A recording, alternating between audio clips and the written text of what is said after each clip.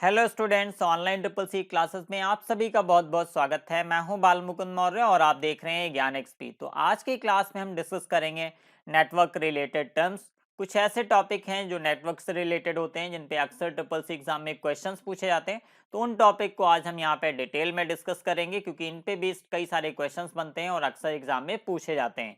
Okay, तो अभी तक हमारे चैनल को आपने सब्सक्राइब नहीं किया है तो सब्सक्राइब बटन पे क्लिक करके सब्सक्राइब करें, साथ में बेल आइकन भी ऑन कर लें ताकि हमारे थ्रू जो भी वीडियोस अपलोड होते हैं उसके नोटिफिकेशंस आप तक पहुंचते रहें। अगर हमारे वीडियोस पसंद आ रहे हैं, आपको यूजफुल लग रहे हैं, तो प्लीज़ हमारे वीडियोस को आप ज़्यादा से ज़्यादा शेयर करते रहिए ताकि इस वीडियो का ज़्यादा से ज़्यादा लोग बेनिफिट उठा पाएँ। और मेरी यही कोशिश है कि मैं सभी को free of cost he content provide करता रहूँ और ज़्यादा से ज़्यादा लोग ट्रिपल सी का एग्ज़ाम हमारे वीडियोज़ के थ्रू क्वालिफाई करते रहें।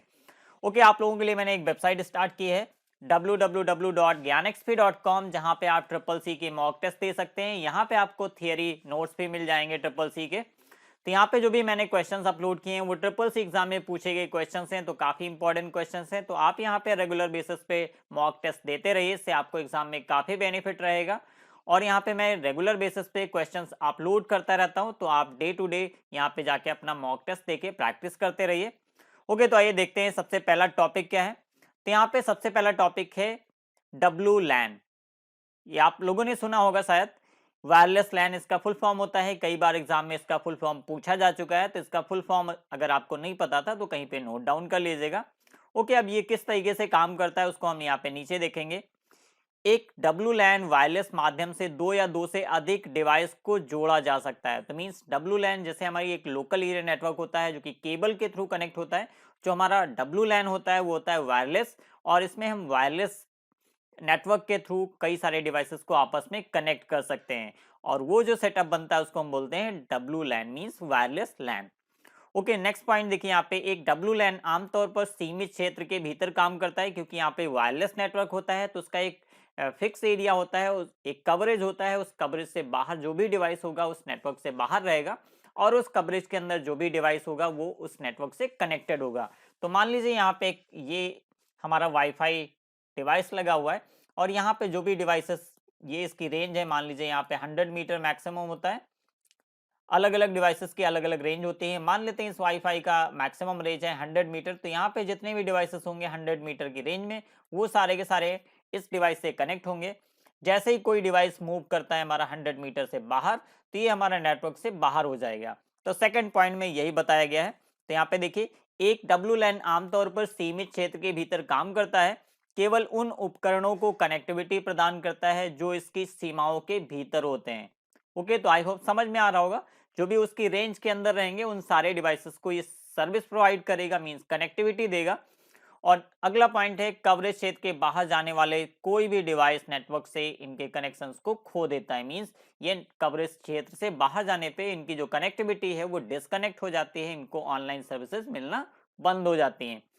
अब यहाँ पे इसका एक बेनिफिट भी होता है, क्योंकि इसकी जो सेटअप कॉस्ट होती है वो बहुत कम होती है। आप सिंपल सा एक कोई डिवाइस लाके इसका सेटअप कर सकते हैं। जबकि अगर हमें लोकल लैन सेटअप करना हो तो उसके लिए काफ़ी सारे केबल्स की ज़रूरत होती है, कई अलग अलग डिवाइसेस की ज़रूरत होती है, जैसे स्विच, हब।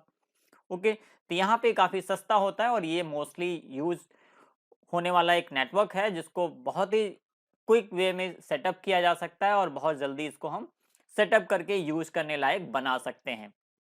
तो ये हो गया हमारा डब्लू लैन। अब हम बात करेंगे यहाँ पे मल्टीप्लेक्सिंग की, जो कि इंपॉर्टेंट टॉपिक है। इस पे बेस्ड कई बार क्वेश्चंस पूछे जा चुके हैं। तो मल्टीप्लेक्सिंग क्या होते हैं पहले हम एक लाइन में देख लेते हैं, उसके बाद मैं एक्सप्लेन करके बताता हूँ किस तरीके से ये काम करता है। तो सबसे पहला यहाँ पे पॉइंट लिखा हुआ है, इस तकनीक का प्रयोग कई अलग अलग स्रोतों से आने वाले सिग्नल्स को एक सामान्य माध्यम से भेजने के लिए किया जाता है। ओके, तो किस तरीके से काम करता है, यहाँ पे हमारा एक मल्टीप्लेक्सर लगा हुआ है जिसको हम बोलते हैं मक्स, इस तरीके से इसको बोलते हैं। और एक होता है हमारा डी मल्टीप्लेक्सर, यहाँ पे डी मक्स होता है।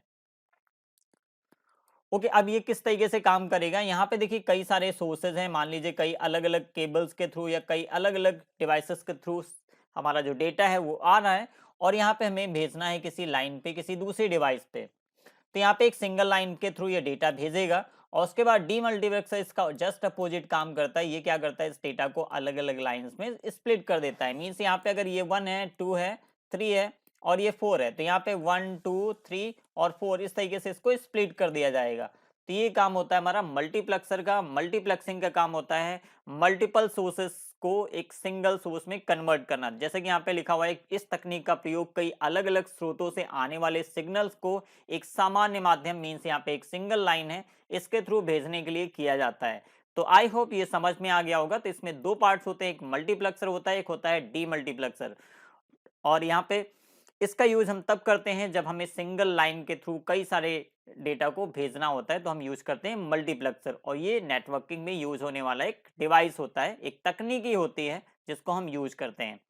ओके, नेक्स्ट पॉइंट देखिए यहाँ पे, कोड डिवीजन मल्टीपल एक्सेस एक इंपॉर्टेंट टॉपिक है। सीडीएमए का नाम सुना होगा आप लोगों ने, सीडीएमए मोबाइल आते थे, हालांकि इस समय आउटडेटेड है। सीडीएमए एक तकनीक है, अब ये हमारा मल्टीप्लेक्सिंग पे आधारित होता है। इसका नाम भी होता है कोड डिवीजन मल्टीपल एक्सेस। तो यहाँ पे देखिए सबसे पहला पॉइंट दिया हुआ है, मल्टीप्लेक्सिंग पर आधारित तकनीक है जो कई सिग्नल्स को एक सिग्नल ट्रांसमिशन चैनल पर भेजने की अनुमति देता है। मीन्स अगर कई अलग अलग सिग्नल्स आ रहे हैं तो ये सिंगल एक लाइन अगर हमारे पास है तो इस पे भेजने के लिए हम यूज करते हैं सीडीएमए। सीडीएमए इस तकनीक को यूज करके डेटा को एक सिंगल लाइन के थ्रू भेजने का काम करता है।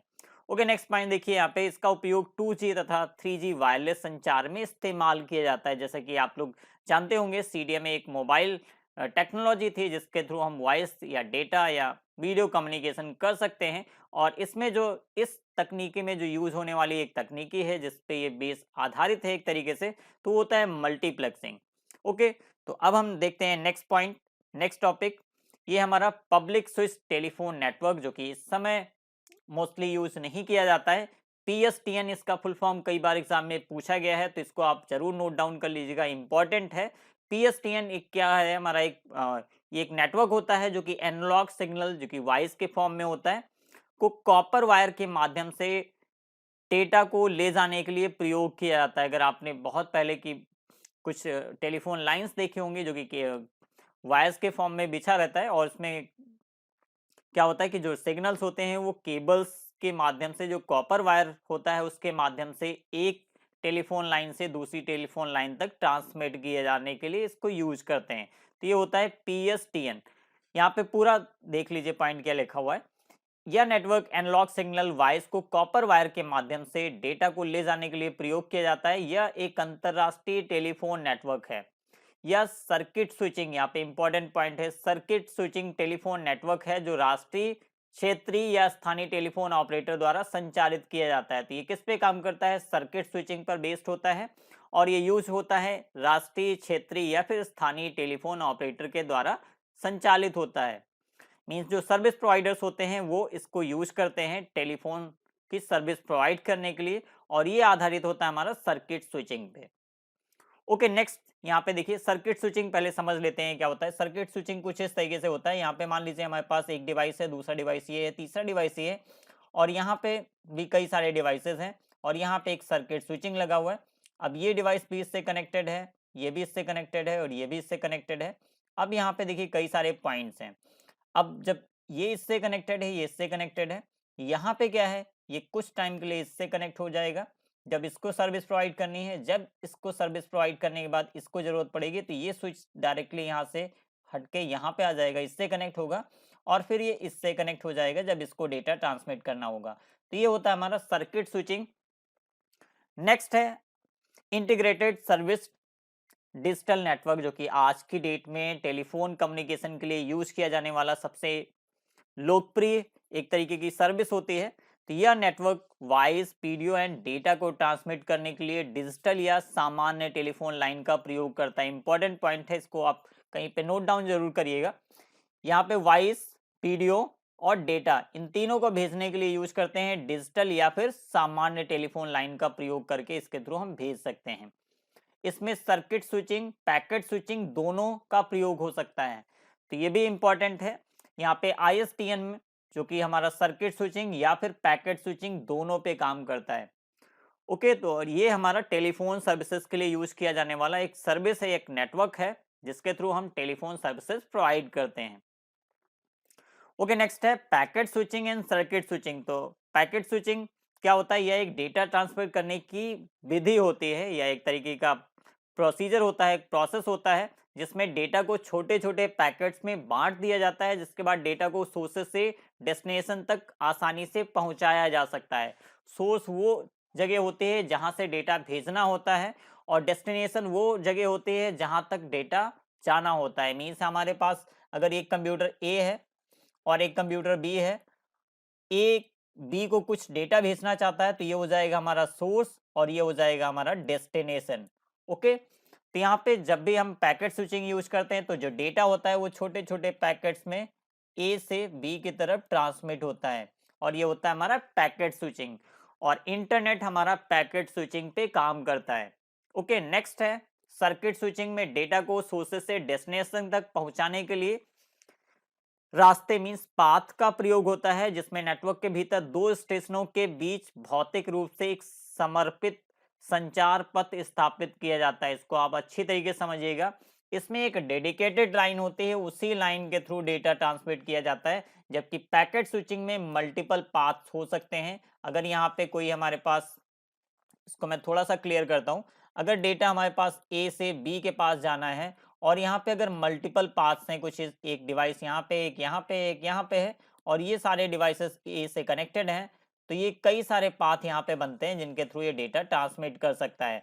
तो कभी ये इससे भेज सकता है या फिर इस लोकेशन को यूज कर सकता है या इस पाथ को यूज कर सकता है। जबकि सर्किट स्विचिंग में क्या होता है, एक डेडिकेटेड पाथ होता है। जब भी ए से बी की तरफ डेटा भेजना होगा तो वो डेडिकेटेड लाइन के थ्रू ही भेजेगा, वो पाथ चेंज नहीं करता है। मीन्स एक बार सेटअप कर दिया गया कि ए से बी को डेटा ट्रांसमिट करने के लिए ये लाइन है, तो हमेशा जब भी डेटा ट्रांसमिट होगा सिर्फ उसी लाइन को ये यूज करेगा। तो ये होता है हमारा सर्किट स्विचिंग। और एक बार अगर कोई इससे रिलेटेड डिफरेंस पूछा जाता है तो एक मेन इंपॉर्टेंट डिफरेंस है कि पैकेट स्विचिंग में पाथ फिक्स नहीं होता है, जबकि सर्किट स्विचिंग में पाथ फिक्स होता है। मींस रास्ता फिक्स होता है डेटा ट्रांसमिट करने के लिए। ओके, नेक्स्ट पॉइंट है वायरलेस लोकल लूप, जो कि आप सब जानते होंगे। WLL के नाम से काफी फेमस टेलीफोन्स हम लोग यूज कर चुके हैं। हालांकि इस समय आउटडेटेड है, बहुत कम देखने को मिलेगा, लेकिन अब भी इसका यूज हो रहा है। वायरलेस लोकल लूप का प्रयोग वायरलेस संचार लिंक मींस कनेक्शंस के लिए किया जाता है, जो ग्राहक को टेलीफोन सर्विसेज या फिर ब्रॉडबैंड सेवाएं प्रदान करने के लिए किया जाता है। तो एक सर्विस होती है जिसके थ्रू हम टेलीफोन सर्विसेज या फिर ब्रॉडबैंड सेवाएं मींस इंटरनेट कनेक्शंस के लिए हम WLL का यूज करते हैं। तो ये कई बार एग्जाम में पूछा गया है, इन सभी का फुल फॉर्म जरूर नोट डाउन कर लीजिएगा, क्योंकि इनका अक्सर फुल फॉर्म पूछा गया है। जितने भी टॉपिक हमने डिस्कस किए हैं, चाहे वो PSTN हो, ISTN हो, WLL हो, इन सब के फुल फॉर्म अलग से नोट डाउन जरूर करिएगा। ओके, तो आज की क्लास में बस इतना ही। मैंने आप लोगों के लिए एक वेबसाइट स्टार्ट की है, जो कि मैं पहले भी बता चुका हूं, www.gyanxp.com। यहाँ पे आप SSC एग्जाम के मॉक टेस्ट देते रहिए, यहाँ पे काफी इंपॉर्टेंट क्वेश्चंस आपको मिलते रहेंगे। ओके, तो अगर वीडियो पसंद आया तो प्लीज लाइक करना मत भूलिएगा। साथ में हमारे चैनल को अभी तक सब्सक्राइब नहीं किया है तो सब्सक्राइब बटन पे क्लिक करके सब्सक्राइब करें और बेल आइकन ऑन कर लें, ताकि हमारे थ्रू जो भी वीडियोस अपलोड होते हैं उसके नोटिफिकेशंस आप तक पहुंचते रहें। ओके, आप चाहे तो हमें व्हाट्सएप पे ज्वाइन कर सकते हैं, यहाँ पे मैं अपने वीडियोस के लिंक शेयर करता रहता हूँ। अगर आपके पास कोई क्वेश्चन है तो आप हमें व्हाट्सएप पे डिस्कस कर सकते हैं, या फिर इस वीडियो के कमेंट्स में आप कमेंट करके भी पूछ सकते हैं। नेक्स्ट क्लास एक इंपॉर्टेंट टॉपिक हम डिस्कस करने वाले हैं, जो कि है इंटरनेट, जिसको हम बहुत डिटेल में डिस्कस करेंगे, क्योंकि इंटरनेट से रिलेटेड काफी सारे SSC एग्जाम में क्वेश्चन पूछे जाते हैं। तो उस क्लास का वीडियो मिस मत करिएगा। उसके लिए हमारे चैनल को आज ही अभी सब्सक्राइब करें और साथ में बेल आइकन ऑन करें। जल्दी हम लाइव टेस्ट स्टार्ट करने वाले हैं, तो उम्मीद करते हैं इस वीडियो से काफी कुछ नया सीखने को मिला होगा। अगर पसंद आया तो प्लीज लाइक जरूर करिएगा और वीडियोस को हमारे अपने फ्रेंड्स के साथ, फैमिली मेंबर्स के साथ, या फिर आप अपना जो भी सोशल मीडिया प्लेटफॉर्म यूज करते हैं वहां पे शेयर करते रहिए, ताकि ज्यादा से ज्यादा लोगों को मैं हेल्प कर पाऊं। Okay, thank you for watching.